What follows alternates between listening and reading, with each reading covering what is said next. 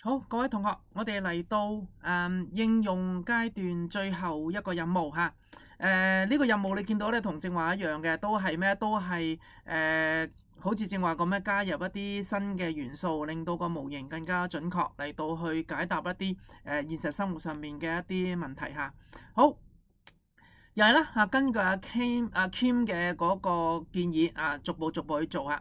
咁咧，佢呢度就話咧如果海星嘅數目上升到有1000隻嘅話咧，咁樣珊瑚就俾海星食晒，咁咧啲珊瑚就會死光。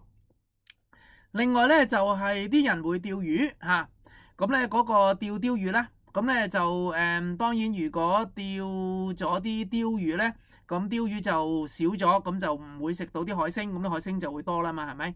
咁所以佢話咧就我哋要研究下嗰個釣魚率即係話嗰啲鯛魚會俾人釣走咗對於嗰個海洋生態嗰啲影響。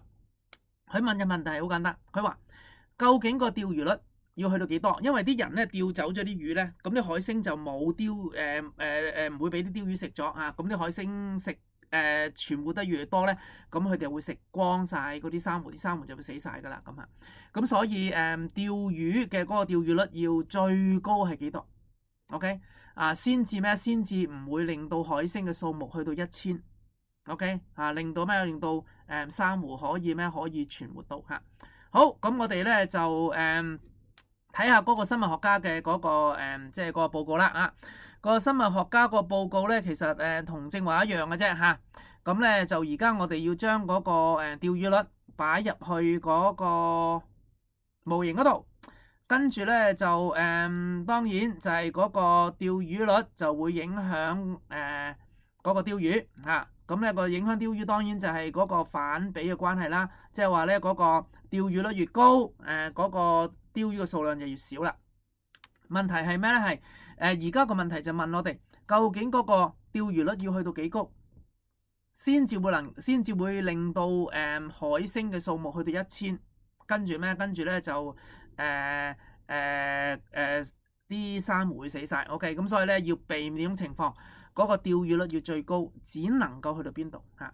好，咁我哋而家我哋已經建立咗嗰個模型啦，跟住我哋咪由0開始一路咁樣去到上去睇咯，咁嚇。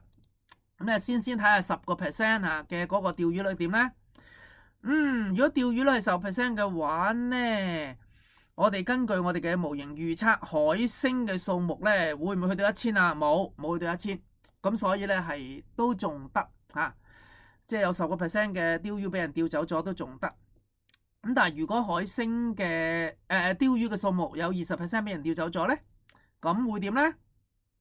海星嘅數目我哋睇藍色嗰條預測嘅線都仲未到1000嘅仲未到1000所以即係話咧，鯛魚嘅嗰個釣魚率係20% 咧，都仲可以令到海星嘅數目去唔到1000保護到個珊瑚。咁如果係30%咧，30% 咧就海星數目就會越嚟越多啦，但係都未去到個臨界點嘅1000，所以30都仲可以嘅好，咁如果40咧，咁我哋試下40，又執行下結果。點解我一聲啊？因為如果嗰個釣魚率去到40%之後，40% 嘅鯛魚會被人釣走，咁我哋會見到我哋預測藍色嗰條線實線，我哋預測咧有高有低啦預測咧去到第7年、第8年度，海星嘅數目就會超過1000。海星數目超過1000，根據阿 Kim 嘅嗰個講法，珊瑚就會俾海星食光晒，珊瑚就會死晒。所以咩？40% 係不可以嘅。OK， 所以咩？所以嗰個臨界點最高只能去到30。呢個就係我哋嘅嗰個模型預測出嚟嘅結果好，咁我哋睇睇嗰個成個模型，跟住我哋覺得都有信心啦，咁我哋就可以提交啦咁佢就溫馨提示我哋係咪真係交啊？因為交完之後就唔可以翻轉頭修改我哋嘅答案噶咯噃。咁我哋話我有信心，我提交啦。好，咁咧跟住佢就會有一啲請我哋做一啲反思嘅工作啦，係咪啊？咁咧就話啊，我有冇發展到一個準確嘅鯛魚嘅餵食模型？咁咧，我覺得我都能夠完成。我有冇能夠將嗰個釣魚率都擺埋落去，可以令到嗰個模型更加準確？我覺得我都得啊。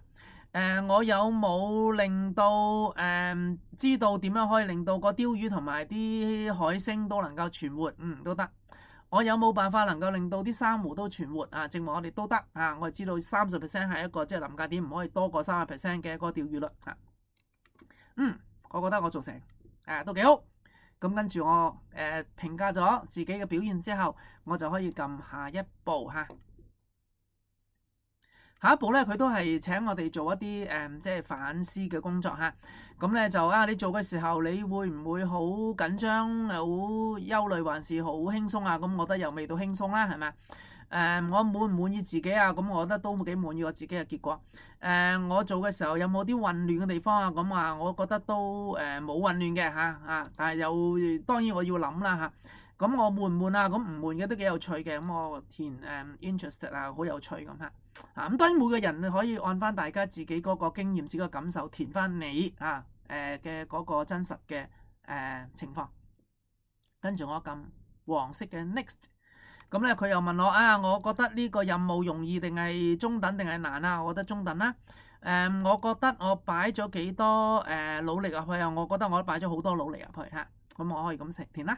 咁跟住咧，但係又係嗰句啦嚇。每個同學有自己嘅嗰個感受嚇。咁跟住填完之後，我就可以撳 next 入下一步嚇。咁跟住佢就話完成晒啦，多謝我哋嘅嗰個工作嚇。咁所以正話我哋見到咧有幾個唔同嘅嗰個片段，其實咧都係咩？都係一步一步都係嗰句。